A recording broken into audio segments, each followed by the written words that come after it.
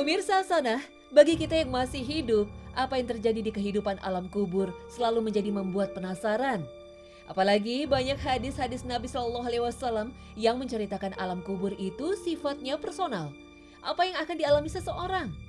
Lalu bagaimana dengan kehidupan sosialnya?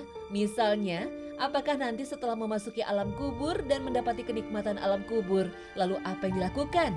Apakah arwah orang-orang yang mati itu di alam kubur bisa saling bertemu, berkunjung, saling ngobrol, menghabiskan waktu mereka, atau bahkan membicarakan orang-orang yang masih hidup yang mereka kenal? Ataukah tidak ada kehidupan sosial di alam kubur? Sehingga orang-orang yang mendapatkan anugerah nikmat dari Allah Subhanahu wa Ta'ala lalu diistirahatkan sambil menunggu hari kiamat.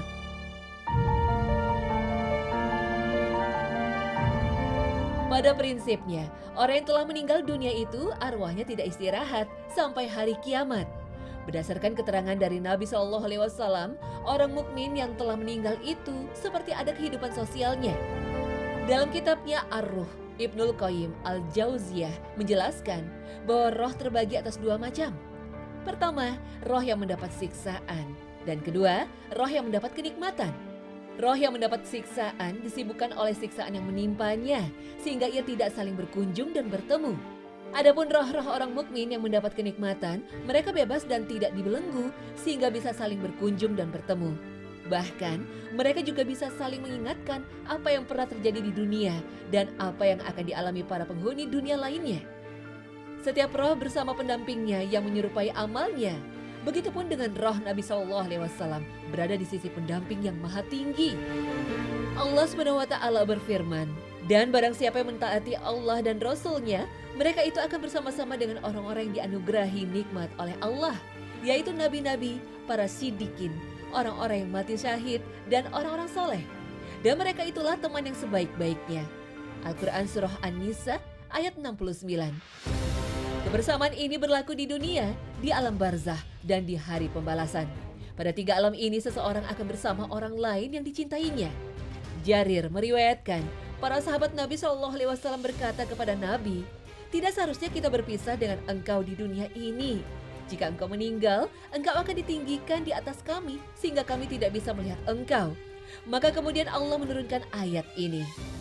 Dan barang siapa yang mentaati Allah dan Rasul-Nya, mereka itu akan bersama-sama dengan orang-orang yang dianugerahi nikmat oleh Allah, yaitu nabi-nabi, para siddiqin, orang-orang yang mati syahid, dan orang-orang soleh.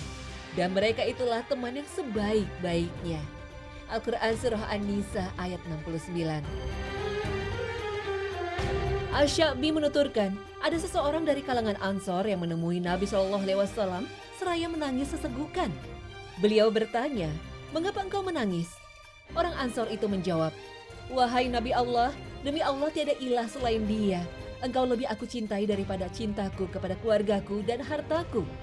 Demi Allah yang tiada ilah selain Dia, engkau benar-benar lebih aku cintai daripada cintaku kepada diriku sendiri. Ketika aku bersama istriku, aku ingat engkau, lalu dia pun menarikku begini, namun aku ingin selalu melihat engkau. Tiba-tiba aku ingat jika engkau meninggal dunia dan aku pun meninggal.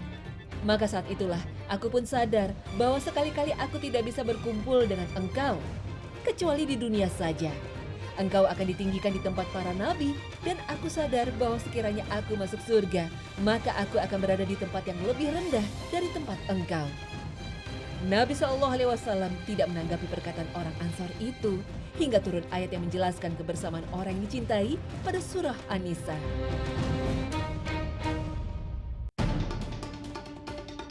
Imam Ibnu Taimiyah menjelaskan, persoalan ini pernah disampaikan dalam asar dari sahabat Nabi Abu Ayyub Al-Ansari. Jika seorang mukmin meninggal dunia, maka mereka hamba-hamba Allah yang beriman mendapati rahmat Allah, yaitu mereka saling bertemu satu sama lain seperti halnya manusia di dunia. Mereka saling menyambut dan bertanya satu sama lain. Ketika ada yang baru meninggal dan telah melewati fase pertanyaan alam kubur, maka arwah-arwah yang sudah lama mati saling membicarakan dan menyambut yang baru mati. Sebagian dari mereka berkata kepada sebagian yang lain, lihatlah saudara kalian itu. Dia sekarang bisa beristirahat dari kesedihan yang sangat dari kebisingan dunia. Mereka yang lama mati menyambut arwah yang baru mati dan mereka bertanya kepada yang baru mati, ngomong-ngomong, apa yang dikerjakan si A sekarang di dunia? Ngomong-ngomong, bagaimana kabar si perempuan itu? Apakah dia sudah menikah? Dan sebagainya. Dalam Musnad Imam Ahmad disebutkan hadis sahih dari Anas bin Malik radhiyallahu anhu, sesungguhnya amal perbuatan kalian yang masih hidup di dunia ini ditampilkan kepada kerabat-kerabat dan keluarga kalian yang telah mati. Jika amal perbuatan kalian itu bagus, maka mereka turut senang dan bahagia. Dan jika buruk, mereka berkata dan berdoa, "Ya Allah, ya Tuhanku, jangan Engkau cabut nyawa mereka, sehingga Engkau memberikan hidayah kepada mereka, seperti halnya kepada kami." Hadis ini menjelaskan, jika di antara kalian mengurus jenazah saudaranya, maka hendaklah memakaikannya dengan bagus. Sebab mereka akan dibangkitkan dengan kain kafan mereka dan akan saling berkunjung di dalam kubur dengan kafan mereka.